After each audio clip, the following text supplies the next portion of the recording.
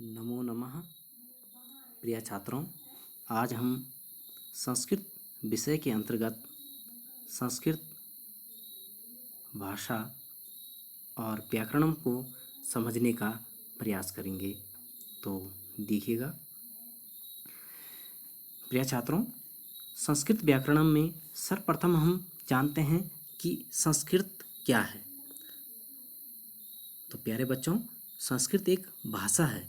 जिस प्रकार से हम हिंदी, अंग्रेजी, उर्दू, फारसी, पंजाबी, नेपाली, गुजराती, मराठी, इस प्रकार विभिन्न भाषाओं को जानने और समझने का प्रयास करते हैं, उसी प्रकार से संस्कृत भी एक अपने आप में क्या है, भाषा है। संस्कृत भाषा को भारत की समस्त आर्य भाषाओं का मूल स्रोत माना जाता है और भाषा विज्ञान के अनुसार भी समस्त भारतीय भाषाओं का उद्गम स्थान संस्कृत भाषा ही है।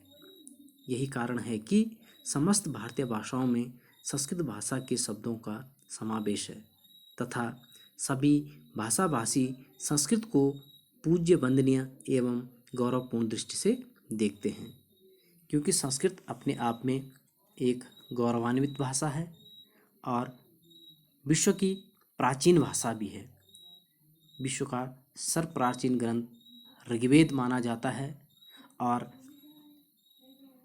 यहीं से ही संस्कृत भाषा का विकास हुआ। तो प्यारे बच्चों, संस्कृत का अर्थ होता है संस्कार की हुई भाषा, परिष्कृत, परिमार्जित और शुद्ध भाषा, और व्याकरण आदि दोषों से रहित भाषा को ही संस्कृत भाषा कहा जाता है। इसके साथ साथ प्यारे बच्चों, हम समझते हैं कि भाषा क्या है।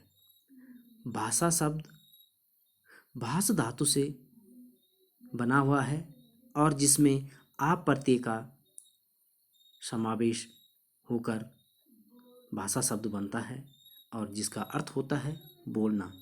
अतः भाषा मनुष्य के उस व्यापार को कहते हैं जिससे मनुष्य शब्दों का उच्चारण करके अपना व्यवहार चलाता है। तो प्यारे बच्चों, यहाँ पर हम भाषा के रूप को समझने का प्रयास करते हैं। भाषा कितने रूप की होती है, कितने प्रकार की होती है। तो बच्चों, भाषा यहाँ पर हम समझते हैं, भाषा मुख्यतः जो है 3 प्रकार की होती है। नंबर 1 मौखिक भाषा, नंबर 2 लिखित भाषा और नंबर 3 सांकेतिक भाषा। तो हम समझते हैं मौखिक भाषा, अर्थात मौखिक भाषा वह भाषा होती है जिसको हम मौखिक रूप से एक दूसरे को समझने और जानने का प्रयास करते हैं।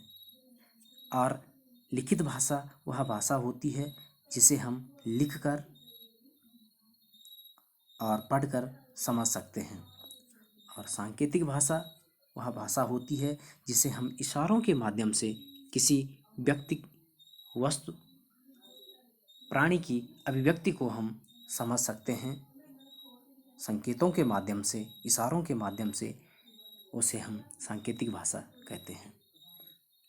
तो प्यारे बच्चों, अब हम चर्चा करते हैं व्याकरणम। व्याकरण क्या है, अर्थात अंग्रेजी में हम जिसे ग्रामर कहते हैं। और यहाँ पर हम सर्वप्रथम समझते हैं कि व्याकरण शब्द का संक्षिप्त अर्थ क्या होता है।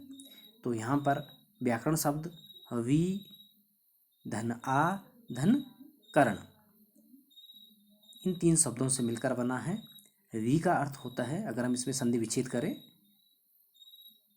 तो वी का अर्थ होता है विशेष, आ का अर्थ होता है भली भांति और करण का अर्थ होता है व्यवस्थित करना या व्याख्या करना। अर्थात व्याकरण में भाषा को व्यवस्थित करके उसे भली भांति समझने के लिए विशेष नियमों का संग्रह होता है, उसे ही हम क्या कहते हैं, व्याकरण कहते हैं।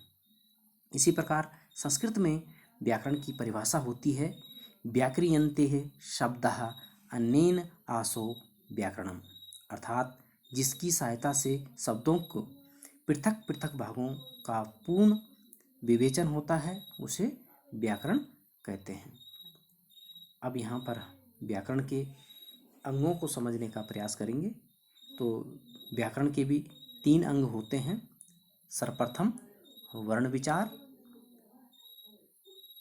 द्वितीय शब्द विचार और तृतीय वाक्य विचार। तो ये 3 अंग व्याकरण के माने जाते हैं। और सर्वप्रथम हम चर्चा करेंगे वर्ण विचार की, और इस पर हम अगली वीडियो में समझने का प्रयास करेंगे कि वर्ण किसे कहते हैं, कितने प्रकार के होते हैं और कौन कौन से होते हैं। धन्यवाद।